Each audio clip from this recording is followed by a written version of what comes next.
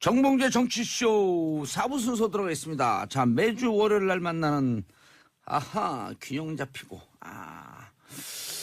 빵빵한 내용의 두 분 나오셨습니다. 정종 브라더스 할 말을 한다. 나라 걱정하는 돌직구 정도원 의원님. 안녕하세요, 정도원입니다. 예. 오늘 비가 와서 선글라스를 벗으셨나요? 데뷔는 언제 하세요? 글쎄 뭐 섭외가 잘 안 되네요. 그래요? 나이가 워낙 들어가지고. 자, 정태근 의원님 자리하셨습니다. 예, 안녕하세요. 정태근입니다. 예. 자, 이혜원 대표 사퇴했는데 전 개인적으로 얘기를 좀 들었는데 억울한 게 좀 있긴 있는 것 같아요. 아니 정치권에는 이제 그런 사람들 많이 있죠. 일종의 사자들. 예. 그러니까 관리를 잘 못한 것 같아요. 뭐 별의별 사람들 다 있잖아요. 알다시피. 우리는 다 상대해야 되는데 예. 이제 그중에서 잘못 걸린 거죠. 그런 것 같아요. 저는 잘 모르지만. 근데 또 오비락인지 어쨌든 여러 가지 의혹들이 있었던 거 아니에요. 글쎄 저 내용을 모르고 얘기할 수는 없고요. 예, 어쨌든 그 대표직을 유지할 수 없는 없을 만큼 정도로. 무리는 일으킨 거라고 봐야죠. 자, 그래서 이혜원 대표 사퇴했고요. 바른정당 어젠가요? 계속 검색 순위 뜨고 사진도 두 분이 이렇게 브로맨스. 예, 유승민 대표와 김무성 대표가 둘이 이렇게 폭탄주 한 잔 한 다음에 요식행위 같은데. 예. 사진은 그렇게 나갔지요. 예. 그래서 뭐 검색에도 뭐 많이 올라오고 그랬다고 그러는데 이미 어제 끝날 때부터 예를 들면 이제 김무성 대표 같은 경우에는 우리가 박근혜 사당 원치 않아서 새누리당을 탈당한 건데 이게 또 뭐 유승민 사당처럼 특히 특정인의 사당처럼 보이는 건 바람직하지 않지 않느냐 이런 얘기를 이미 어제 끝나면서 김무성 대표가 하셨다고 얘기를 하고요. 예. 오늘 아침에 기자들이 이제 유승민 전 대표 후보한테 물어보니까 그 좀 이상한 얘기를 했어요. 그래서 합의가 되면 비대위원장을 수렵하고 합의가 안 되면 당원 당규대로 한다. 그건 무슨 얘기냐? 무슨 얘기예요? 30일 이내에 전당대회를 해서 예. 뽑아야 된다 이런 얘기거든요. 그러니까 저는 두 분의 정치력에 좀 문제가 있다고 봐요. 예를 들면 비대위원회를 구성할 수밖에 없는 상황이다 그러면 합의를 만들어내도록 정치력을 발휘하는 게 소위 이제 당내 중진 리더로서의 역할인데 이런 식으로 반응한다는 게 제가 좀 잘 이해가 좀 안 돼요. 저는 그렇게 생각하지 않아요. 왜냐하면 김무성, 유승민은 지금 다른 길을 가고 있어요. 그래요? 이미. 그러니까 뭐 오늘 합의를 한다는 그 자체가 얘기가 안 되는 거죠. 이미 오래됐어요. 다른 길을 가고 있고 다른 생각을 하고 있죠. 그럼 김무성 대표는 정진석 의원하고 뭐 생각이 똑같은가요? 그렇죠. 벌써 오래됐고요. 그리고 또 이제 제가 이제 안철수의 경우하고 똑같다고 보는데 국민의당 안철수 대표가 된들 뭐 국민의당이 달라진 게 없잖아요. 거기서 거기잖아요.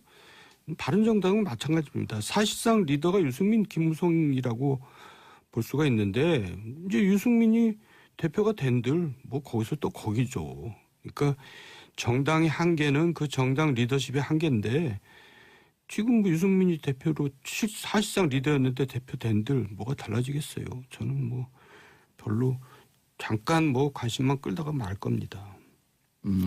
저는 이제 보수가 앞으로 어떻게 가야 되는가에 대한 걱정들을 굉장히 많이 하잖아요. 보수가 또 잘 가야 또 이제 그 반대쪽 진영에서도 상당 경계하고 변화하는데 결국은 정당이 살아나는 것은 지난번에도 말씀드렸습니다만 이런 말이 있습니다. 예를 들면 소정치인, 영어로 얘기하면 폴리티션이죠. 이 소정치인들은 다음 선거만을 걱정을 하는데 대정치가들, 그러니까 스테이트먼이라고 얘기하는 사람들은 다음 세대를 걱정한다. 아주 유명한 얘기죠. 그렇죠.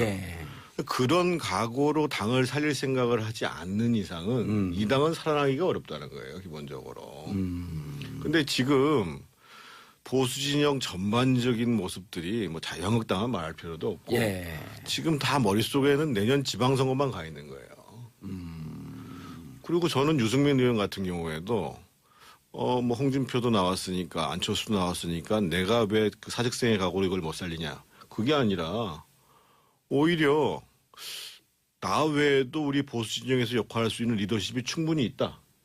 그래서 새로운 사람을 등장시켜가지고 본인으로 합의가 안 되면 전당대회를 하는 게 아니라 합의 가능한 인물이 누군가라는 것들에 대해서 고민을 하고 또 그분들의 리더십을 또 키워주고 예를 들면 이제 뭐 그 오늘 어느 한 조간신문하고 전면 인터뷰를 했던데 뭐 김용태 의원 같은 분도 있고 또 이제 지금 정책의장 맡고 있는 김세현 의원도 있고 두 분은 또 평도 좋고 그럼요. 그리고 두 분께서도 이렇게 높이 평가했던 분들 아니에요?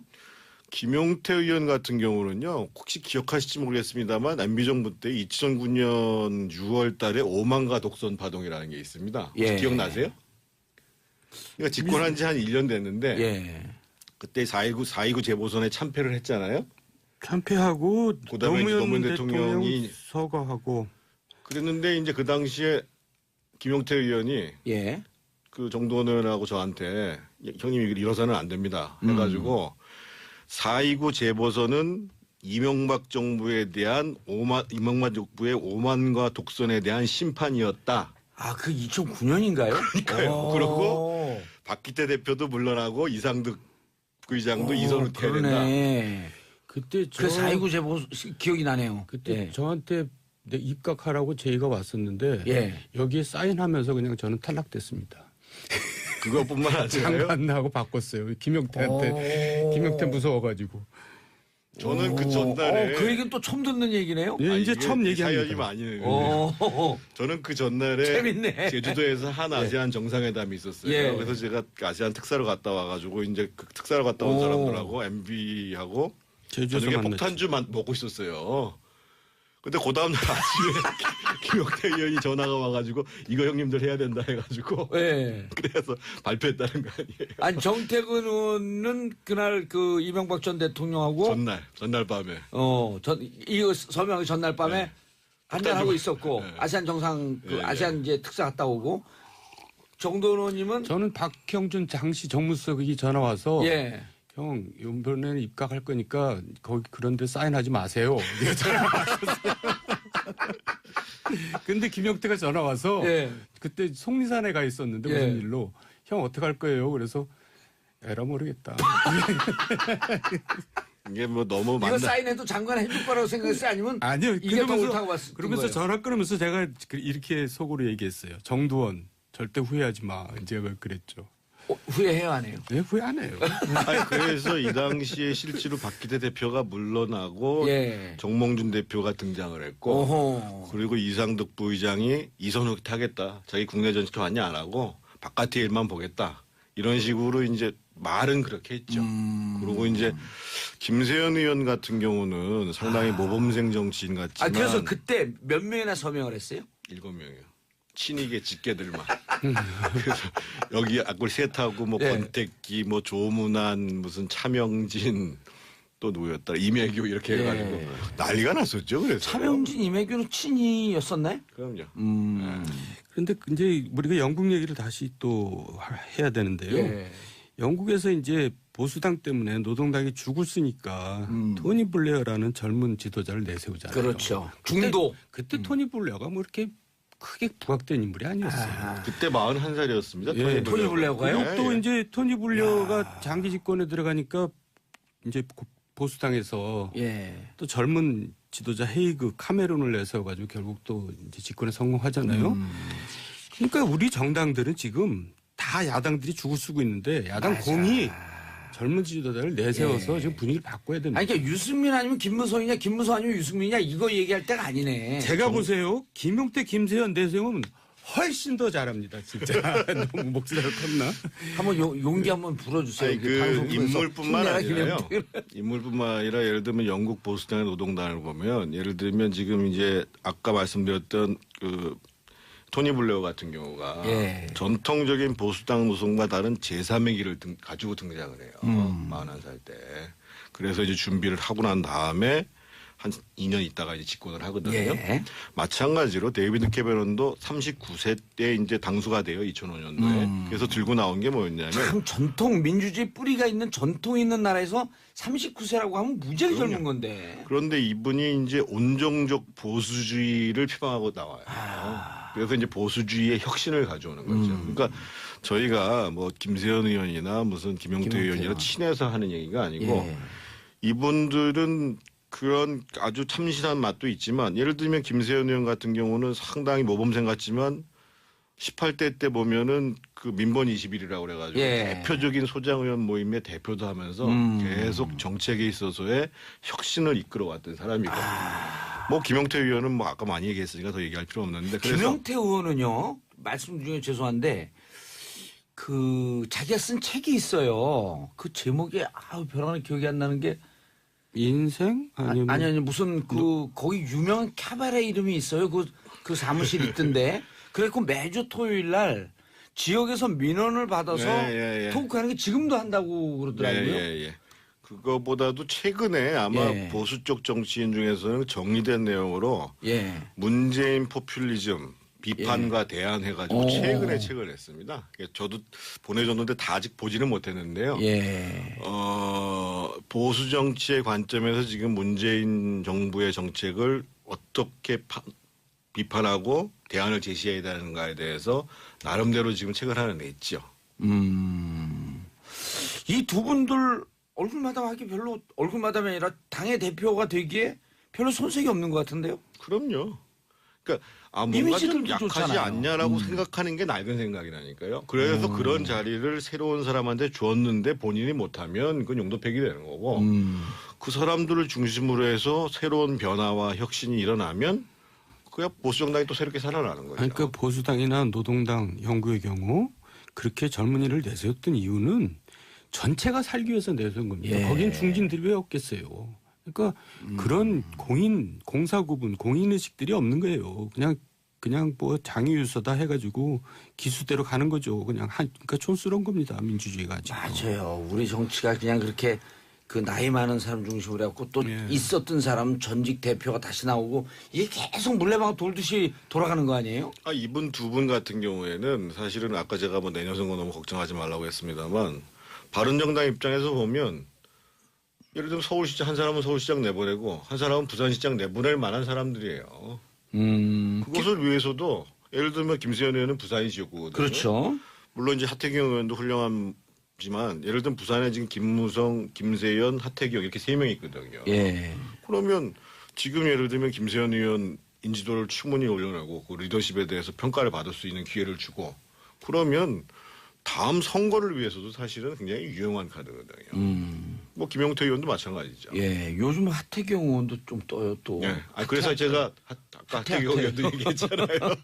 하태 그래갖고 요즘 떠요. 그리고 아주 바른 소리 잘하고. 자유한국당에 대해서는 아주 독설의 비판을 하시더라고 또. 그러니까 자유한국당 같은 보수는 이제 끝나야 된다는 입장을 갖고 있는 거죠. 두 분. 왜 그런 생각을 안 할까? 오늘 방송 들으면 좀 생각을 할까요? 말해봤자 소용없을 겁니다.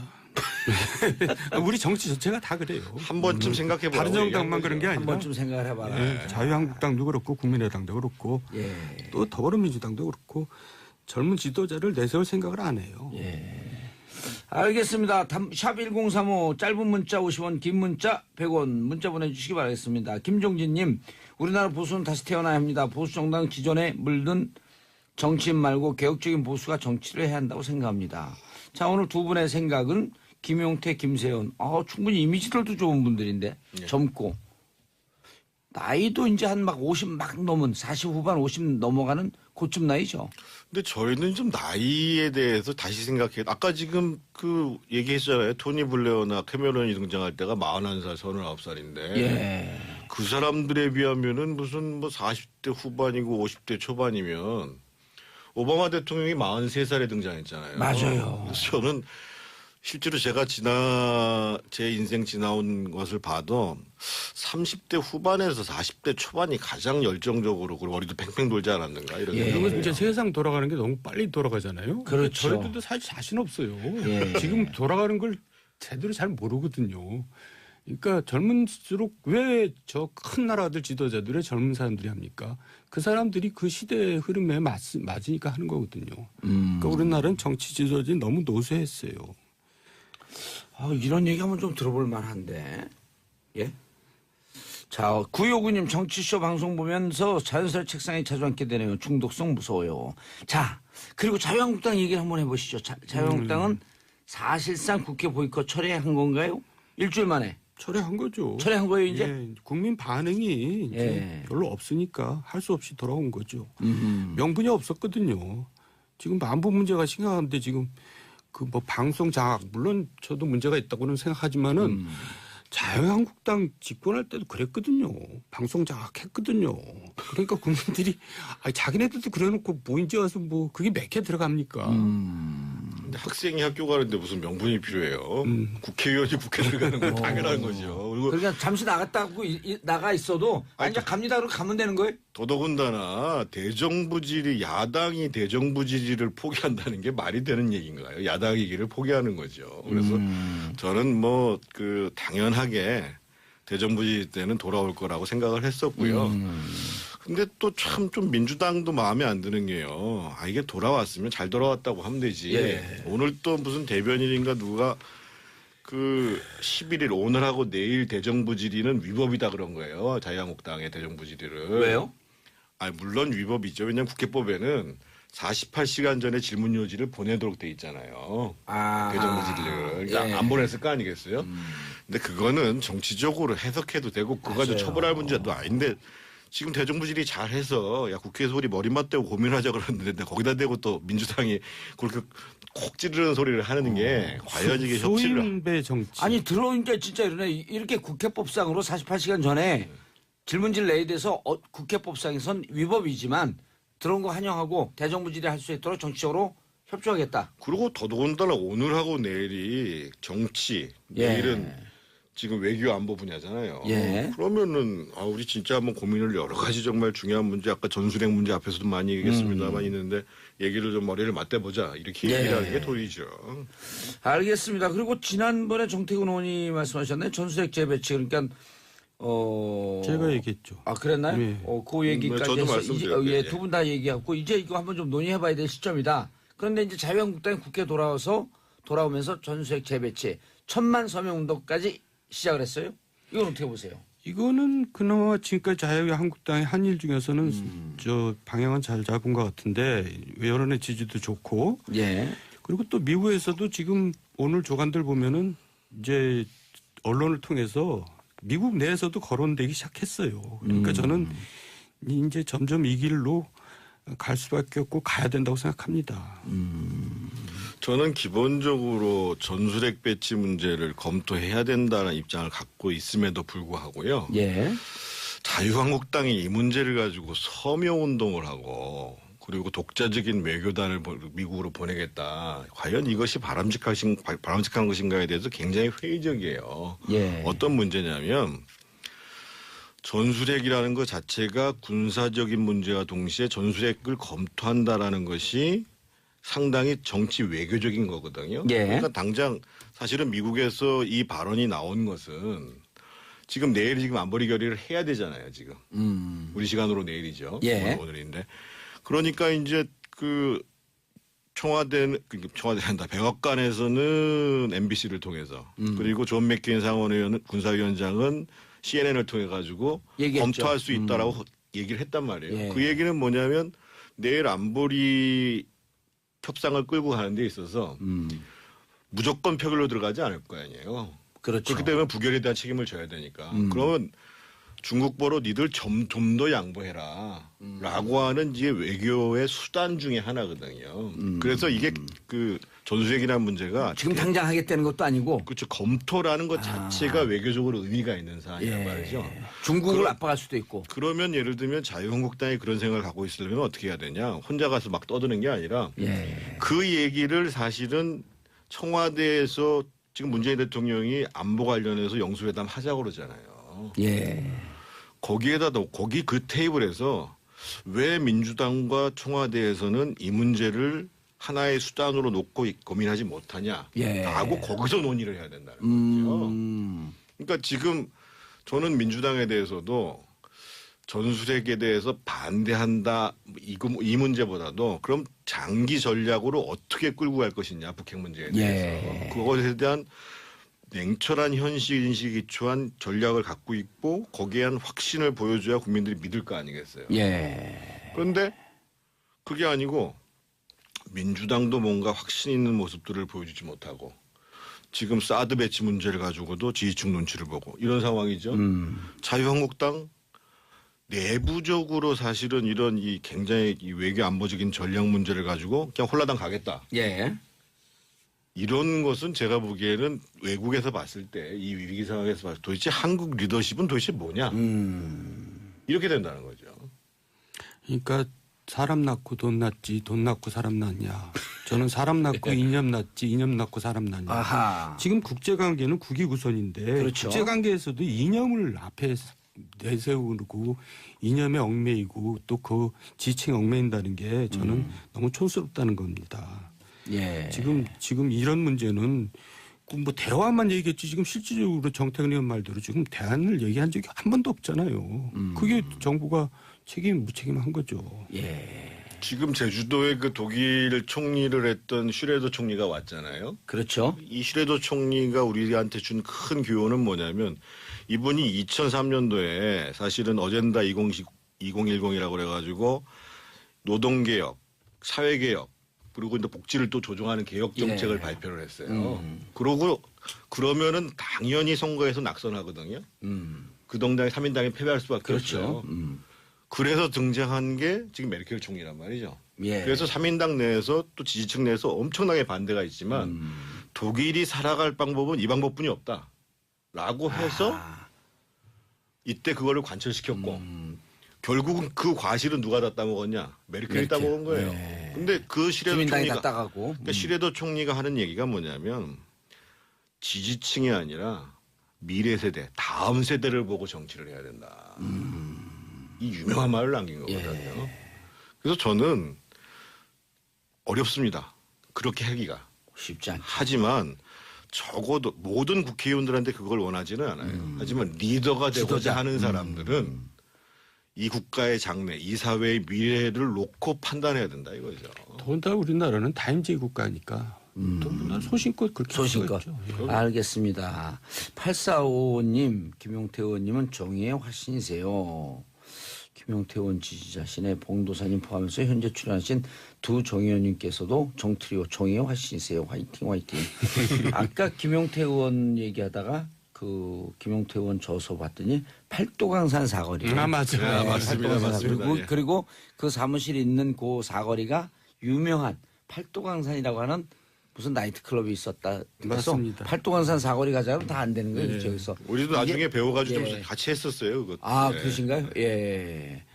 홍준표 대표 미국, 중국, 일본과 의원외교 하겠다고 적극 나서고 있는데 이 행보는 어떻게 보시나요? 잠깐만 소개해 주시죠. 시간이 다 됐기 제가 말씀드렸잖아요. 예. 의원회견 전에 네. 국내에서 대화를 좀 제대로 국내에서 해야 대화를 된다. 해라. 세상에 지금 영수회담을 몇 번씩이나 지금 들러리라고 안 나가요. 가서 실질적인 대화를 얘기하고 하라는 거죠. 그거 먼저 하고 예. 그다음에 외국에 나가고 싶으면 나가라. 그럼요. 예. 외국에 나갔을 때도 예. 무조건 일방적으로 야당의 입장을 얘기하는 것이 아니라 예. 국익을 고려한 얘기를 해야 돼요. 알겠습니다. 자, 보세 품격 두 분 인사하시고요. 네, 수고 많으셨습니다. 예. 예, 다음 주에 또 뵙겠습니다. 자, 댓글에 책 주시냐고 물어보신 분들 주소 적어주시면 책 보내드리겠습니다. 정봉재 정치쇼 마치겠습니다. 저는 내일 다시 10시에 찾아뵙겠습니다. 바이바이. 굉장히 많이 하잖아요. 예. 보수가 또 잘 가야 또 이제 그 반대쪽 진영에서도 상당 경계하고 변화하는데 결국은 정당이 살아나는 것은 지난번에도 말씀드렸습니다만 이런 말이 있습니다. 예를 들면 소정치인, 예. 영어로 얘기하면 폴리티션이죠. 이 소정치인들은 다음 선거만을 걱정을 하는데 대정치가들, 그러니까 스테이트먼이라고 얘기하는 사람들은 다음 세대를 걱정한다. 아주 유명한 얘기죠. 그렇죠. 예. 그런 각오로 당을 살릴 생각을 하지 않는 이상은 이 당은 살아나기가 어렵다는 거예요, 기본적으로.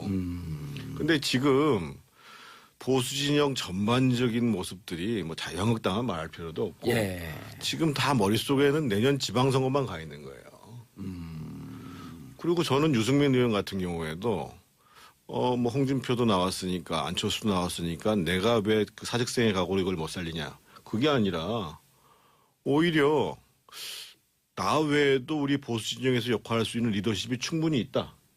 그래서 새로운 사람을 등장시켜가지고 본인으로 합의가 안 되면 전당대회를 하는 게 아니라 합의 가능한 인물이 누군가라는 것들에 대해서 고민을 하고 또 그분들의 리더십을 또 키워주고 예를 들면 이제 뭐 그 오늘 어느 한 조간신문하고 전면 인터뷰를 했던데 뭐 김용태 의원 같은 분도 있고 또 이제 지금 정책의장 맡고 있는 김세현 의원도 있고 두 분은 또 평도 좋고 그럼요. 그리고 두 분께서도 이렇게 높이 평가했던 분들 아니에요? 김용태 의원 같은 경우는요. 혹시 기억하실지 모르겠습니다만 MB정부 때 2009년 6월 달에 오만가 독선 파동이라는 게 있습니다. 혹시 기억나세요? 그러니까 집권한 지 한 1년 됐는데 그때 4.29 재보선에 참패를 했잖아요. 참패하고 그다음에 노무현 대통령이 서거하고 그랬는데 이제 그 당시에 김용태 의원이 정봉재 정치쇼 4부 순서 들어가겠습니다. 자, 매주 월요일 날 만나는 균형 잡히고 빵빵한 내용의 두 분 나오셨습니다. 정종 브라더스 할 말을 한다. 나라 걱정하는 돌직구 정도 의원님. 안녕하세요. 정도원입니다. 오늘 비가 와서 선글라스를 벗으셨나요? 데뷔는 언제 하세요? 글쎄 뭐 섭외가 잘 안 되네요. 그래요? 나이가 워낙 들어가지고. 자, 정태근 의원님 자리하셨습니다. 안녕하세요. 정태근입니다. 자, 이해운 대표 사퇴했는데 전 개인적으로 얘기를 좀 들었는데 억울한 게 좀 있긴 있는 것 같아요.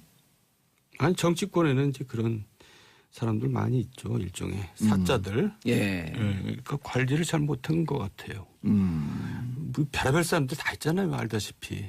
우리는 다 상대해야 되는데 이제 그중에서 잘못 걸린 거죠. 그런 것 같아요. 저는 잘 모르지만. 근데 또 오비락인지 어쨌든 여러 가지 의혹들이 있었던 거 아니에요. 글쎄 저 내용을 모르고 얘기할 수는 없고요. 어쨌든 그 대표직을 유지할 수 없는 없을 만큼 정도로 무리는 일으킨 거라고 봐야죠. 자, 그래서 이해운 대표 사퇴했고요. 바른정당 어젠가요? 계속 검색 순위 뜨고 사진도 두 분이 이렇게 브로맨스. 유승민 대표와 김무성 대표가 둘이 이렇게 폭탄주 한 잔 한 다음에 요식행위 같은데.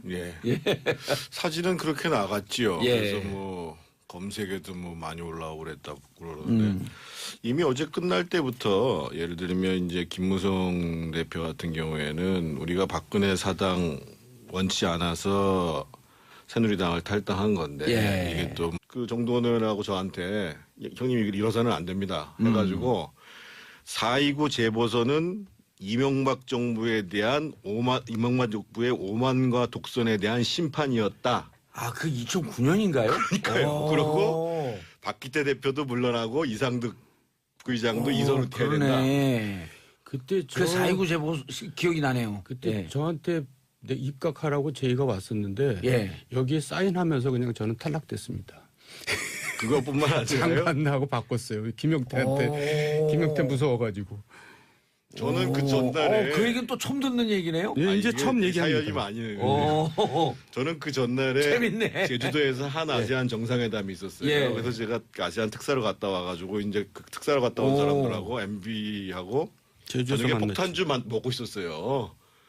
근데 그 다음날 아침에 김용태 의원이 전화가 와가지고 이거 형님들 해야 된다 해가지고 그래서 발표했다는 거 아니에요. 아니 정태근 의원은 그날 그 이명박 전 대통령하고 전날 밤에 이거 서명하기 전날 밤에 한잔하고 있었고 아세안 정상 아세안 이제 특사 갔다 오고 정도원 의원님은 저는 박형준 당시 정무수석이 전화 와서 형, 이번에는 입각할 거니까 거기 그런데 사인하지 마세요. 전화 왔었어요.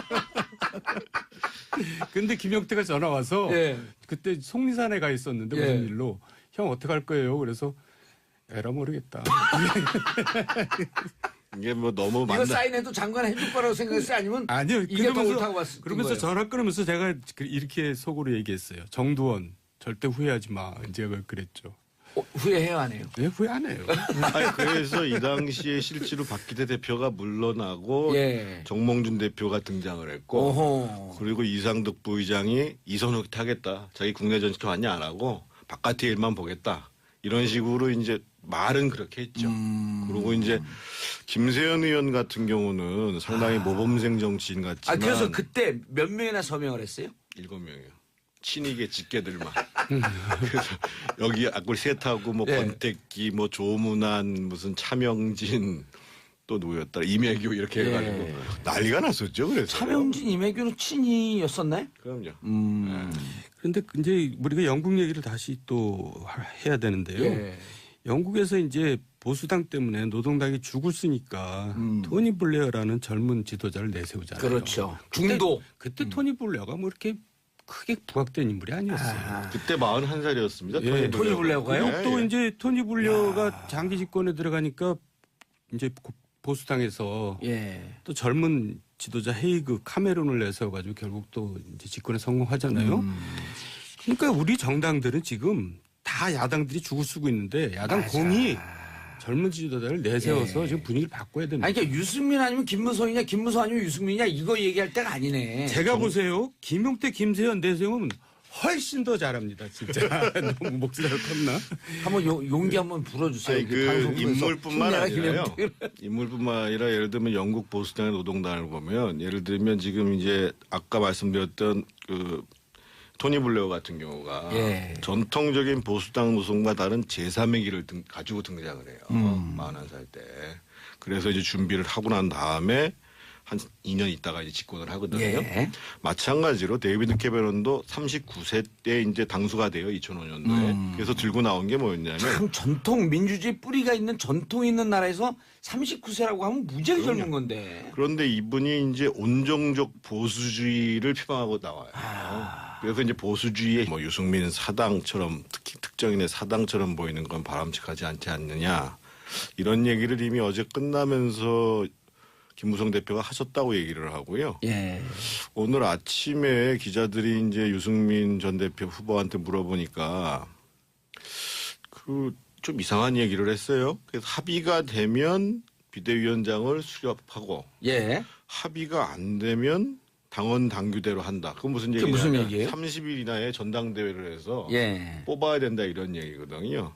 그러니까 저는 두 분의 정치력에 좀 문제가 있다고 봐요. 예를 들면 비대위원회를 구성할 수밖에 없는 상황이다 그러면 합의를 만들어내도록 정치력을 발휘하는 게 소위 이제 당내 중진 리더로서의 역할인데 이런 식으로 반응한다는 게 제가 좀 잘 이해가 좀 안 돼요. 저는 그렇게 생각하지 않아요. 왜냐하면 김무성, 유승민은 지금 다른 길을 가고 있어요. 그래요? 이미. 그러니까 뭐 언론을 볼 합의를 한다는 그 자체가 얘기가 안 되는 거죠. 이미 오래됐어요. 다른 길을 가고 있고 다른 생각을 하고 있죠. 그럼 김무성 대표는 정진석 의원하고 뭐 생각이 똑같은가요? 그렇죠. 벌써 오래됐고요. 그리고 또 이제 제가 이제 안철수의 경우하고 똑같다고 보는데 국민의당 안철수 대표가 된들 뭐 국민의당이 달라진 게 없잖아요. 거기서 거기잖아요. 바른정당은 마찬가지입니다. 사실상 리더가 유승민, 김무성이라고 볼 수가 있는데 이제 유승민이 대표가 된들 뭐 거기서 또 거기죠. 그러니까 정당의 한계는 그 정당 리더십의 한계인데 지금 뭐 유승민이 대표로 사실상 리더였는데 대표 된들 뭐가 달라지겠어요. 저는 뭐 별로 잠깐 뭐 관심만 끌다가 말 겁니다. 저는 이제 보수가 앞으로 어떻게 가야 되는가에 대한 걱정들을 굉장히